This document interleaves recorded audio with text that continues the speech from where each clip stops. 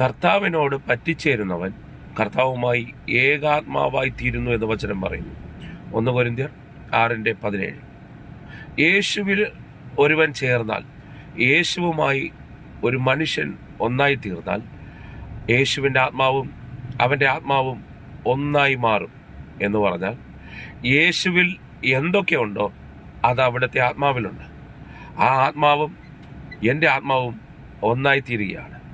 ആ ചേരുന്ന ഏതൊരു മനുഷ്യനും ഒന്നായി തീരുകയാണ്.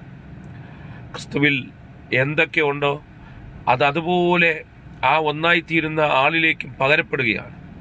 കർത്താവിലുള്ള സമാധാനം, കർത്താവിലുള്ള ജയം, കർത്താവിലുള്ള രോഗസൗഖ്യം, കർത്താവിലുള്ള നിത്യജീവൻ, കർത്താവിലുള്ള അധികാരങ്ങൾ, കർത്താവിൻ്റെ ജയം മുഴുവനും ആ ഒന്നായി തീരുന്ന വ്യക്തിയിലേക്ക് പകരപ്പെടുകയാണ്. ഞാൻ കർത്താവും ഒരാത്മാവാണ്. ഞങ്ങളെ സെപ്പറേറ്റ് ചെയ്യാൻ പറ്റത്തില്ല. അതിനകത്തൊരു ഗ്യാപ്പില്ല. അതിനെ കൂട്ടിച്ചേർത്ത് ഒരു ജോയിൻ്റ് ചെയ്യപ്പെട്ട ഒരു ഭാഗം കാണാൻ പറ്റത്തില്ല. ഞങ്ങൾ സ്പിരിറ്റിൽ ഒന്നാണ്. ഹല്ലേലൂയ. ആരുടെയൊക്കെ ഉള്ളിൽ ഒരു അസാധാരണ റെവലേഷനായി ദൈവാത്മാവ് വെളിപ്പെടുത്തട്ടെ. അറിവ് കൊണ്ട്, ഈ വചനത്തിൻ്റെ അറിവ് കൊണ്ട് നമുക്ക് അതിൽ കയറാൻ പറ്റത്തില്ല. നമ്മൾ പറയും ശക്തന്മാരായ അഭിഷിക്തന്മാർ ഒരു കാലഘട്ടത്തിൽ ജീവിച്ചിട്ടുണ്ടായിരുന്നു, അവർ ഭയങ്കര ശക്തരായിരുന്നു. ഇത് പറയാൻ എളുപ്പമാണ്.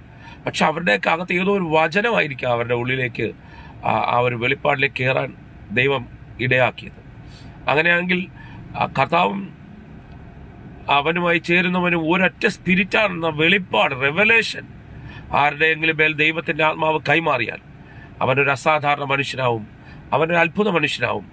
ക്രിസ്തുവിൽ എന്തുണ്ടോ അത് മുഴുവനും ഈ അന്ത്യകാലഘട്ടത്ത് അവനിലൂടെ പ്രകടമാകും.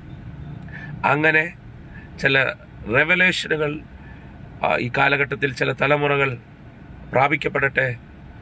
അവർ ഒരാത്മാവിൽ ഭൂമിയിൽ വാഴട്ടെ.